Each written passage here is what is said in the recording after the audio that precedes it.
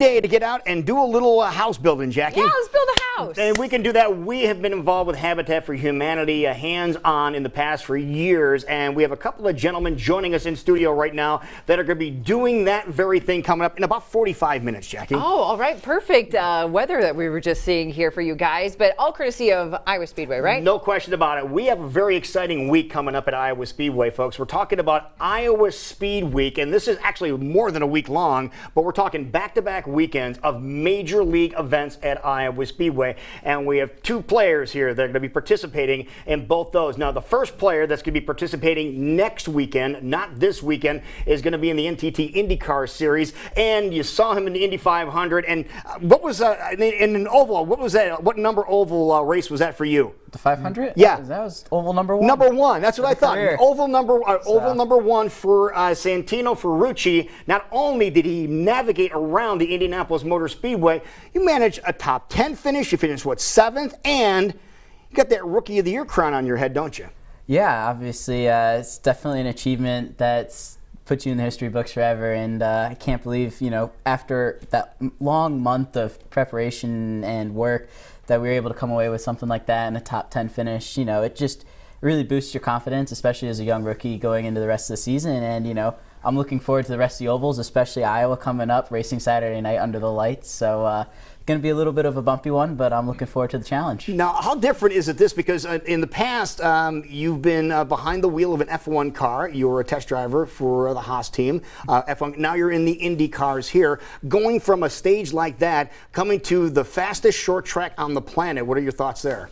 Man, the F1 cars, it's a different animal to IndyCar, but to be honest with you, racing in the IndyCar series and racing around some of the short tracks and, being around some of these guys with experience, it's been a lot more fun. And it's been eye-opening to me, and I also enjoy being back home in America and traveling the country. Like I was out here not even a couple weeks ago, I drove out here. Yep. In my personal car, and just being able to take it all in, race by race, and enjoy it. So I think we could use a couple more short tracks in the IndyCar calendar, and I wouldn't mind coming back to Iowa more than once. All right, well, there is somebody at this table here that knows their way around Iowa Speedway rather well, Jackie, because he's taken the checkered flag home at Iowa Speedway just a couple of years ago in the ARCA Series. Chase Briscoe is joining us. Not only did you take the checkered flag home in 2016, you also took home that big trophy from ARCA, but now you're in the NASCAR Xfinity Series. Yeah, it was obviously a great year in 2016, and it's always nice to come back to Iowa. It's probably my favorite racetrack we go to all year long, and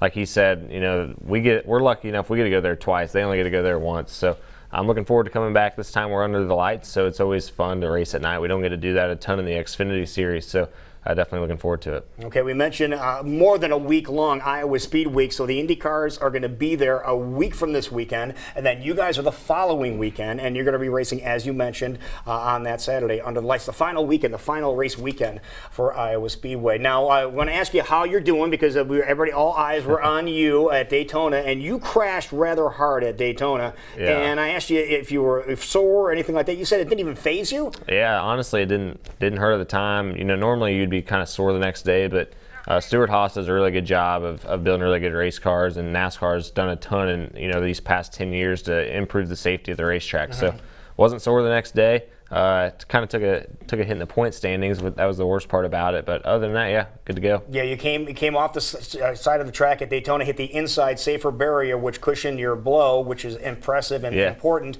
And Iowa Speedway, the first track in the entire nation that has safer barriers all the way around the outside of the track when it was first built. So that's really cool there. But you guys are in town to build a house. Santino, have you ever built a house before? I have not. This is a new experience for me, and I'm looking forward to it. So I think it'll be fun. Obviously, always for a great cause, and I'm happy that I was able to come out and join Chase today and get to use some hammers and power tools, possibly. There you go. I was going to say, we all know about the incredible racing that happens at Iowa Speedway, getting up to speeds of how fast are you looking at going? About 200. Exactly. So we know incredible hour. Speed, incredible racing, but why is it important for you guys to come back early like this to build a house? Yeah, I mean, not only build a house, but just really, try to, jumpstart the race, get people to come out and watch us. Obviously, the more fans that are there, the better the atmosphere is, but then give back to the community. That's one thing I feel like all of racing does really well, is try to go back to the markets we race in, whether it's Iowa, Indianapolis, Charlotte, wherever, and try to give back and doing it with the Habitat of Humanity is always a fun thing to do. And build a house, I haven't done one in a very long time.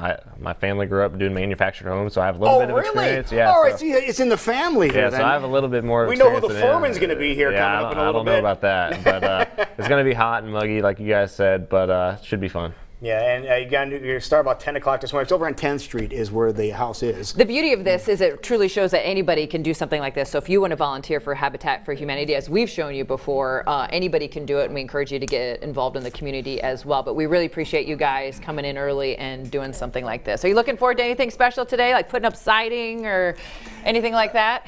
I'm looking forward. Are you afraid of heights at all? Because they look for somebody who wants to climb the ladder to the very top. Definitely climb the ladder. I'm not afraid of heights, but no, it's great, and what drives our sports, the fans and the communities that we go to, and I think, like Chase said, it's really good for us to come out, and I really enjoy coming out, and we have some downtime, or at least I do.